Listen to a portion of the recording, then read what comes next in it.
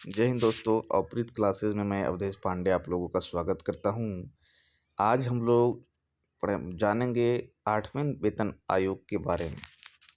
जैसा कि आपको पता है, ये देखिए, कल ही के दिन जो है 16/1/2025 है ना।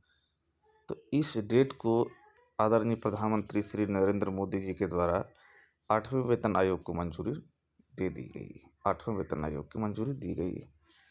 तो इससे होगा क्या, उसको जानते हैं। इससे हम लोग की सैलरी में, यानी कि जो भी सर्विस होल्डर है और जो पेंशनर है, उन लोगों को सर्विस मतलब उन लोग का सैलरी कितना बढ़ेगा, उसके बारे में चर्चा करेंगे। तो ये देखिए, हम लोग रिलेट करके जानेंगे। ये है आपका 6 पे के अकॉर्डिंग, है ना, 6 पे सीपीसी फिटमेंट। तो इसमें बेसिक कितना था, तो आप देख रहे होंगे कि इसमें बेसिक सबसे निचला जो हम लोग का लेते हैं 1800 ग्रेड पे, जहाँ से स्टार्ट होता है ग्रेड पे, उस टाइम में इसका बेसिक जो है सो 7000 था। ठीक ना। 1800 ग्रेड पे वाला का बेसिक सैलरी जो है, बेसिक पे, वो 7000 रुपया था। ये छठा वेतन आयोग के अनुसार। जब 7वां वेतन आयोग जब 2016 में आया, जब लागू हुआ, उस टाइम बेसिक जो है, इसको ध्यान से देखिए, उस टाइम बेसिक जो चला गया 18,000 चला गया। अब देखिए कि कितना ज़्यादा, 18,000 देखिए बेसिक, ये 1800 ग्रेड पे हो गया और बेसिक चला गया 18,000। तो आप सोच सकते हैं कि बेसिक मतलब वेतन आयोग के लगने के बाद कितना ज़्यादा जंप करता है। पहले 7,000 था, जो कि 18,000 पहुँच गया बेसिक, यानी इससे कम किसी को भी नहीं दिया जा सकता। ये होता है बेसिक। तो अब हम लोग रिलेट करके पढ़ते हैं इसको समझने का। छठा वेतन आयोग और 7वां वेतन आयोग के बारे में रिलेट करके हम लोग इसके बारे में जानने का प्रयास करते हैं। ये देखिए, 2006 में आपका छठा वेतन आयोग लगा था। ठीक है, 2006 में छठा वेतन आयोग आया। उसके बाद आपका 2016 में 7वां वेतन आयोग आया। ठीक है, 2016 में आ गया, 7वां वेतन आयोग आ गया। तो इससे क्या हुआ कि मिनिमम पे जो होता है, यानी बेसिक पे जो मिनिमम 1800 ग्रेड पे वाला का, उसका बेसिक था 7000 छठा वेतन आयोग के अनुसार। और ये 7वां वेतन आयोग 2016 में आया, उसमें इसको जंप करके चला गया ये 18,000। और अब जो है 8वां वेतन आयोग का ये सिफारिश हो गया है, पास हो गया है। और सबसे इम्पोर्टेंट इसमें क्या होता है, फिटमेंट फैक्टर। ये जो देखिए, फिटमेंट फैक्टर जो है 2016 में जब वेतन आयोग, जो 7वां वेतन आयोग आया था, उस टाइम फिटमेंट फैक्टर जो है वो 2.57 था। तो इसका मतलब क्या होता है कि बेसिक जो होता है, ये 7,000 जो बेसिक था, तो ये जो है सो इतने गुना हो जाता है, 2.57 टाइम्स द बेसिक पे, है ना। तो बेसिक पे 7,000 का 2.57 गुना करेंगे तो ये 18,000 के अप्रोक्स में राउंड ऑफ करके इतना ले आया।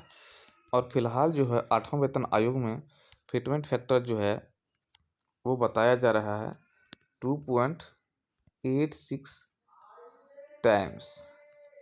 ठीक ना, 2.86 टाइम बताया जा रहा है।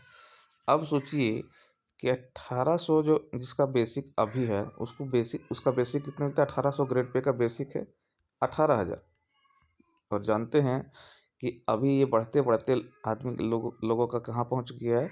बहुत सारे लोग जो 2000 ग्रेड पे में ज्वाइन किए थे, वो लोग का 26,000, जैसे हम लोग का भी सैलरी जो है बेसिक, वो चला गया है 26,800। तो इसको अगर हम लोग 2.8 न करके अगर 2.5 ही अगर दिया जाता है, तो सोचिए कि कितना चला जाएगा। मान ली 26 दूनी 52 चला जाता है ना। 52,500, फिर यहाँ से 13, यानी कि 65,000 चला जाता है बेसिक। अब सोचिए कि जब बेसिक चला जाएगा आपका 65,000, है ना, बेसिक आपका आ जाएगा 65,000। 65,000 अगर बेसिक आ गया, तो इस टाइम क्या होता है, जब ये आता है तो डीए चला हो जाता है कितना, 0। जब वेतन आयोग जब लगता है तो अभी डीए हम लोग का कितना है, 53%। और 3% फिर और बढ़ेगा तो 56% हो जाएगा। लेकिन जब वेतन आयोग जब आता है तो डीए हो जाता है 0। ठीक ना। लेकिन DA जब जीरो हो जाएगा, जीरो मतलब फिर से स्टार्ट हो जाता है, जीरो से स्टार्ट होता है, फिर तब बढ़ते जाता है। तो यहाँ पे ये हो गया। और जगुआर को जो रिस्क अलाउंस जो होता है, बहुत सारा रिस्क अलाउंस दिया जाता है। तो STF का, झारखंड में STF जो है जगुआर है ना, उसको 50%, बेसिक का 50% रिस्क अलाउंस मिलता है। ठीक है, तो हम लोग का मान लीजिए 60,000 अगर जिसका बेसिक हो जाएगा, तो 30,000 इसका रिस्क अलाउंस हो जाएगा। और फिर HRA 20% HRA मान लीजिए, तो सोच लीजिए कि सैलरी कितना ज़्यादा जंप कर सकता है। CRPF जैसे हो गया, बहुत सारा CRPF का नौकरी जो होता है, CRPF और सियाचिन या बॉर्डर साइड में जो रिस्की एरिया में जो रहते हैं, उन लोगों को रिस्क अलाउंस दिया जाता है। वो बेसिक का ही परसेंटेज होता है, 20%, 50%, 40%, इस तरह के हिसाब से रहता है। तो उन लोगों का सैलरी कितना ज़्यादा जंप करने वाला है। तो हम आप लोगों को यही कहेंगे कि 2025 में आप लोग भी कोशिश कीजिए।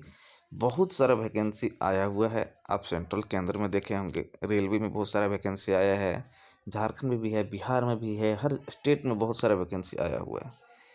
तो कहीं ना कहीं आप लोग ट्राई कीजिए, बहुत मेहनत कीजिए और इस बार नौकरी ले लेने की कोशिश कीजिए और 8वें वेतन आयोग का लाभ उठाइए।